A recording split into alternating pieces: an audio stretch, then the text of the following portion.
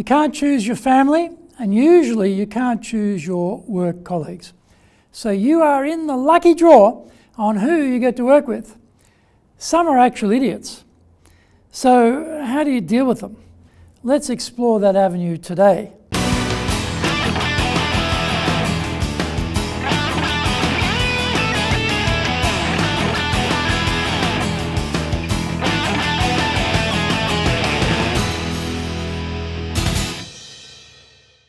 Welcome back to this weekly edition every Friday of the Japan Business Mastery Show. I'm your host, Dr. Greg Story, your corporate coaching and training guy, president of Dale Carnegie Training Japan and best-selling author, Japan Sales Mastery and Japan Business Mastery. We are bringing the show to you from our studio in the High Performance Center in Akasaka in Minato-ku, the business center of Tokyo. This is episode number 16. We're talking about 8 ways to deal with workplace idiots. Before we get going, a quick word from our sponsor. If you want to become skilled at dealing with people, then sign up for the Dale Carnegie course. Fully road tested for the last 100 years.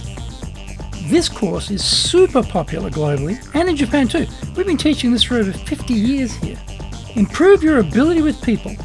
Really ramp up your communication and leadership skills, grow your confidence and end your stress. Contact us to do the Dale Carnegie course now in either Japanese or English. Welcome back. Okay, now it's time for the show. Soredewa ikimashou. So let's get going. 8 ways to deal with workplace idiots. Why? Isn't common sense common? We deal with people in our work lives who do dumb things. They make stupid decisions which fly full in the face of common sense. It is such a puzzle. Why don't they get it? Why can't they see the obvious logical answer? Here are 8 considerations for dealing with idiots at work. 1. The first decision is, are we the idiot who is the cause of the problem? What if we have not properly trained these people?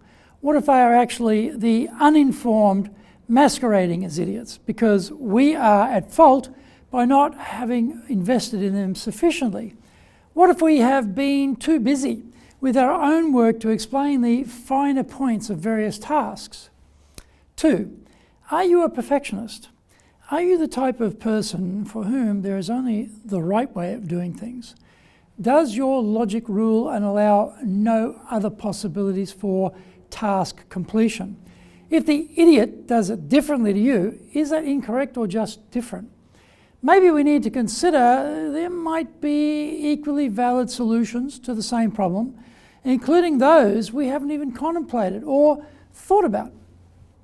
Number 3, if we are going to empower people, we have to empower them to screw things up as well. We ask them to take a risk with the unknown, the unfamiliar, to step up to greater accountability. When we whack them because they made an idiotic mistake, we are in danger.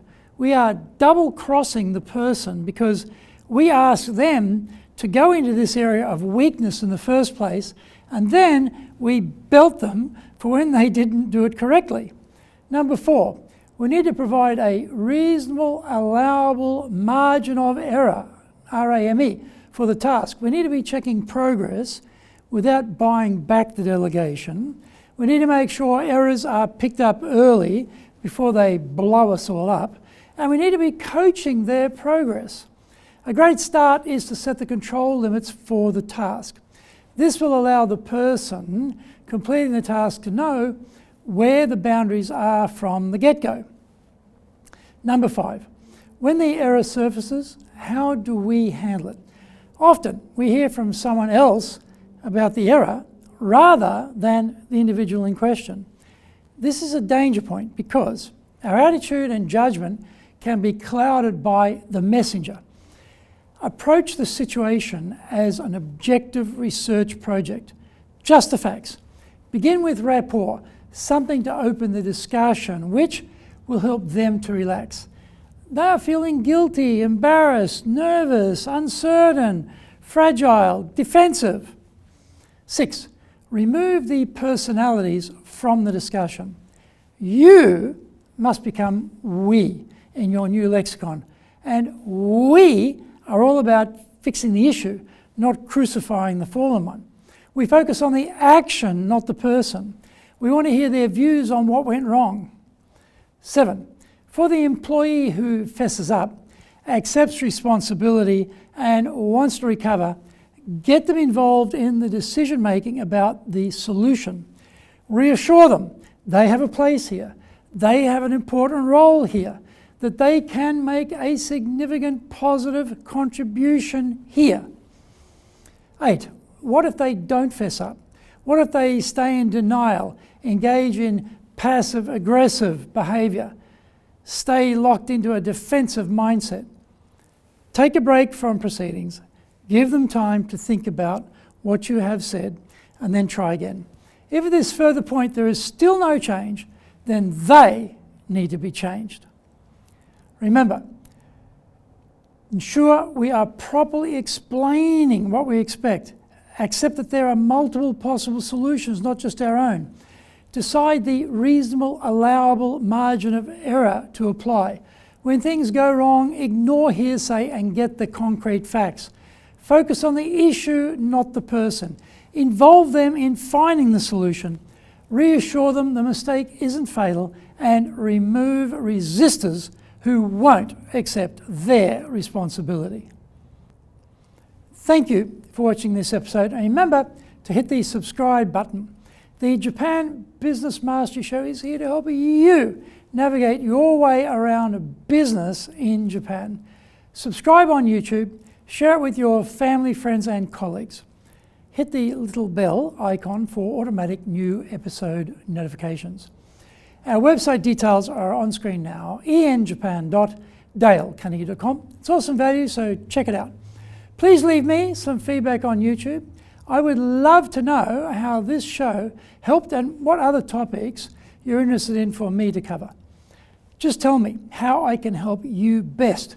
You might also enjoy my other weekly shows. For podcasts, Mondays for the Cutting Edge Japan Business Show, Tuesdays for the Presentations Japan Series, Wednesdays for the Sales Japan Series, Thursdays for the Leadership Japan Series, and Fridays for the Japan Business Mastery Show, wherever you get your podcasts. Also, on Mondays, I release my other TV show, the Cutting Edge Japan Business Show, on YouTube. In episode in episode 17, we are talking about 3 important things to focus on in sales. Onegai itashimasu. Please join me next week to master business here, because that is what we all want, isn't it? Japan Business Mastery.